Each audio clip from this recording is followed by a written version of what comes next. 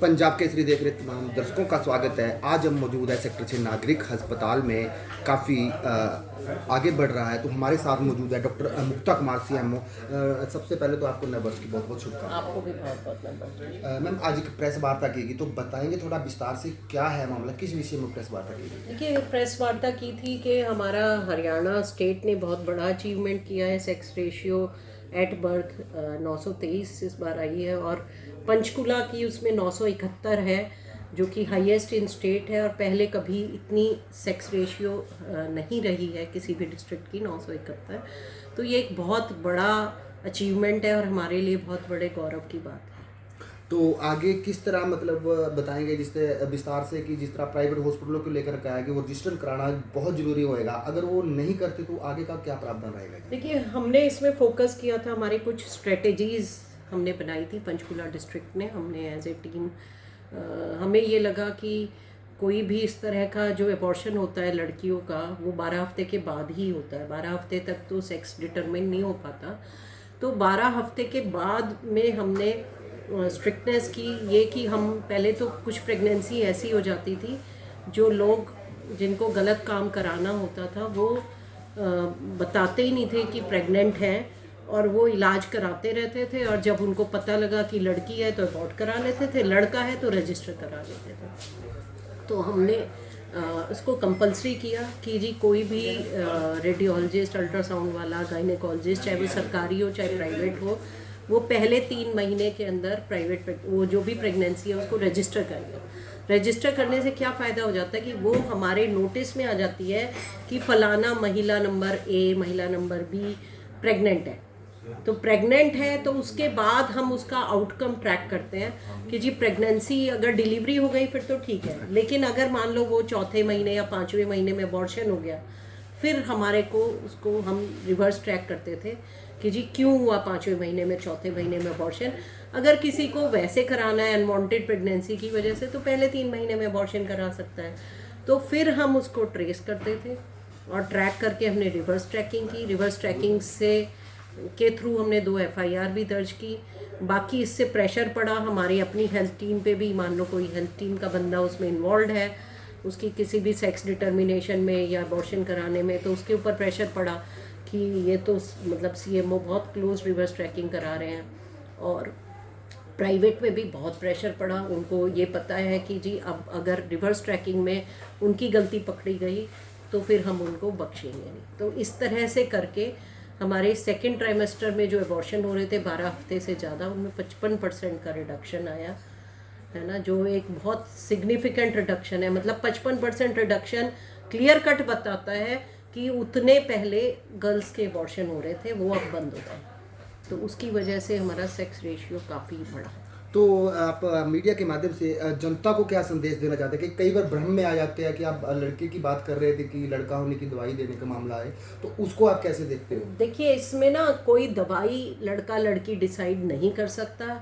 ये प्रकृति का नियम है। जो होना है वो जेनेटिक लेवल पे होता है। जीन्स होते हैं, जो हमारे क्रोमोसोम होते हैं शरीर में, जो एक मतलब फीमेल और मेल के जीन्स मिलके बनते हैं, उससे डिसाइड होता है कि वो लड़का होगा या लड़की होगी। कोई भी दवा उन क्रोमोसोम्स को चेंज नहीं कर सकती।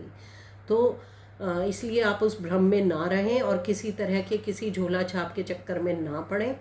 और पहली बात तो लड़का लड़की में कोई किसी भी तरह का डिस्क्रिमिनेशन करना मुझे लगता है बहुत बड़ी बेवकूफ़ी है। लड़की लड़का अगर अपने आप नेचुरल तरीके से आप पैदा होने देंगे तो एक तो प्रकृति का जो बैलेंस है वो डिस्टर्ब नहीं होगा। दूसरा, लड़कियां किसी से कम नहीं है, लड़कियां लड़कों के बराबर और उनसे अच्छा ही कर रही हैं हर फील्ड में, चाहे कोई भी फील्ड है। स्पेस में भी लड़कियां जा रही हैं, तो फिर काहे के लिए उनमें डिस्क्रिमिनेशन करना? तो लड़का हो लड़की हो, मेरे हिसाब से उसको अच्छे से पालें, अच्छी पढ़ाई दिलाएं, कराएं, और बच्ची को ये सोचें कि बच्ची आपका नाम रोशन करे।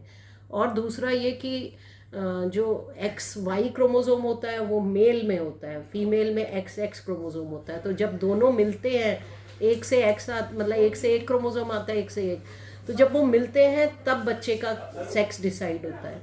तो मेल ही ऐसा होता है, मतलब फादर की तरफ से ही Y क्रोमोसोम आने का चांस होता है।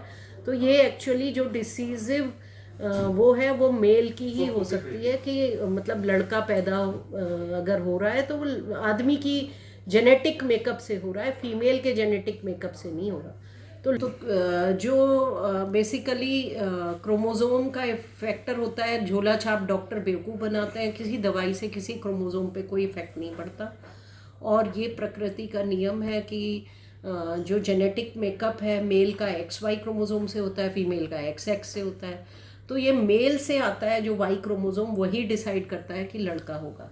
तो फीमेल्स को इसलिए लेके टॉर्चर करना बहुत गलत बात है। रेदर किसी को भी कोई टॉर्चर करने की ज़रूरत नहीं है, लेकिन हमारी क्योंकि मेल डोमिनेंट सोसाइटी है, जब ये मैसेज हम फैलाएंगे तो कहीं ना कहीं मेल्स की मानसिकता चेंज होगी और वो फीमेल्स को टॉर्चर करना बंद करेंगे, तो डिस्क्रिमिनेशन भी ख़त्म हो जाएगा। कहीं ना कहीं ये बहुत बड़ा इफ़ेक्ट आएगा इससे पूरी सोसाइटी में कि जी मेल फीमेल का ये जो इंडिया में करते हैं लोग, इस तरह का डिस्क्रिमिनेशन करने की कोई ज़रूरत नहीं है। बाहर की कंट्रीज़ में ऐसा कोई डिस्क्रिमिनेशन नहीं होता, इसीलिए वहाँ पे कोई सेक्स डिटर्मिनेशन पे कोई रेस्ट्रिक्शन भी नहीं है, क्योंकि वहाँ कोई ये जान के कि हमारी लड़की पैदा हो रही है वो करा ले अबॉर्शन, ऐसा बाहर में सिस्टम अच्छी जो डेवलप्ड कंट्रीज़ हैं उनमें नहीं होता। तो हम भी आगे बढ़ रहे हैं, हमारा समाज भी आगे बढ़ रहा है, तो हमें भी उसमें अपनी सोच को बदलने की ज़रूरत है। और लड़की हो लड़का हो दोनों बच्चे हैं, ठीक है ना, कभी भी उनको बच्चा बोलें और आप उनको प्रोत्साहित करें। मैम आपने बात करी थी कि झोला छाप डॉक्टर जो वॉशिंग किट को लेकर, तो उस पर कितने मामले दर्ज किए गए, कितने डॉक्टरों के खिलाफ? देखिए उसमें हमारे पास रिवर्स ट्रैकिंग में जिनमें डाउट आया वो तो कई केसेस थे, 70 के करीब केस थे जिसमें हमने सस्पिशन रेज किया। 2 में हम सफल FIR दर्ज करा पाए इस तरह के मामलों में। एक हमने PNDT की भी रेड की थी, उसमें कराया। एक्चुअली इसमें क्या होता है ना, कभी भी कोई मामला दर्ज करना होता है तो हमें एक स्टेटमेंट चाहिए होता है जिसमें महिला खुद हमें बताए कि जी मैंने यहाँ से अबॉर्शन कराया है या इस झोला छाप ने मुझे दवा दी या ये, तो वो स्टेटमेंट कहीं ना कहीं अभी हमें समाज की तरफ से नहीं मिल पाते। हालांकि हम उनको काफ़ी कॉन्फिडेंस में लेने की कोशिश करते हैं, लेकिन क्योंकि वो उनकी मर्जी से ही अबॉर्शन हो रहे हैं तो वो स्टेटमेंट क्यों देंगी, आप भी समझ सकते हैं। क्योंकि वो खुद ही नहीं चाहती या उनकी फैमिली वाले नहीं चाहते कि लड़की पैदा हो, तो वो तो खुद का, इसीलिए उन्होंने अप्रोच किया है।